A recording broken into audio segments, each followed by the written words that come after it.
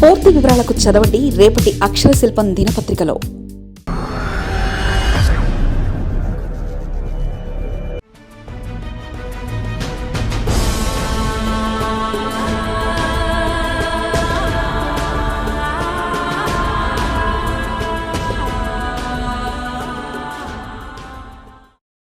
ఆఫ్రికాతో ఒప్పందాలకు ఇబ్బంది తీసుకురావద్దు.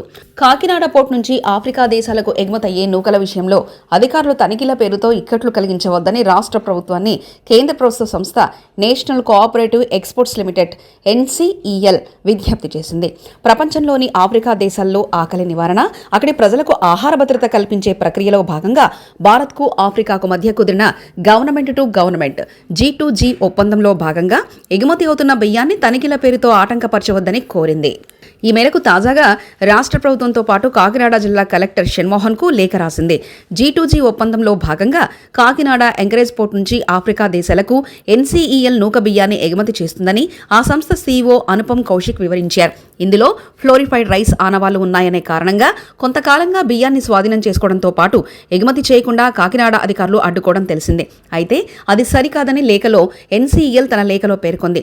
ఎగుమతులకు ఆటంకం వల్ల ఆఫ్రికాతో భారతదేశానికి కుదిరిన G2G ఒప్పందానికి ఆటంకాలు కలుగుతున్నాయని అభ్యంతరం వ్యక్తం చేసింది. ఇదే విషయంపై భారత విదేశీ వ్యవహారాల శాఖ తరచూ NCEL కు మెయిల్స్, ఫోన్స్ చేస్తూ ఎగుమతులు ఆగడంపై ప్రశ్నిస్తుందని ఆ లేఖలో ప్రస్తావించింది.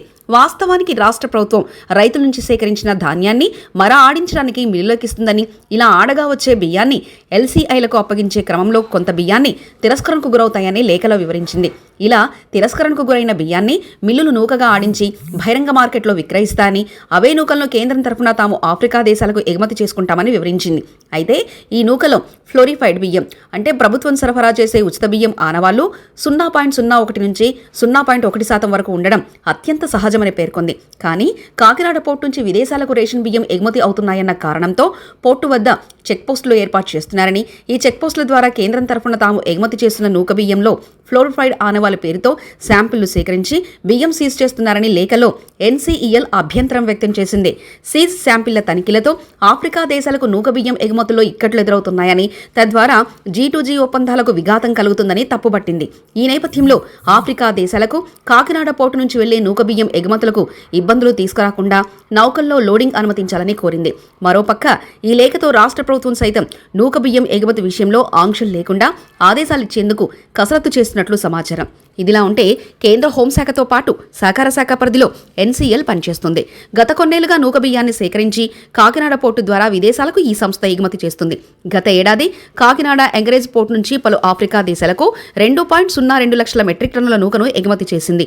ఈ ఏడాది ఇప్పటి వరకు 2.94 లక్షల మెట్రిక్ టన్నులు ఎగుమతి చేసింది. మరిన్ని కథనాల కోసం సబ్స్క్రైబ్ చేసుకోండి మీ అక్షర శిల్పం.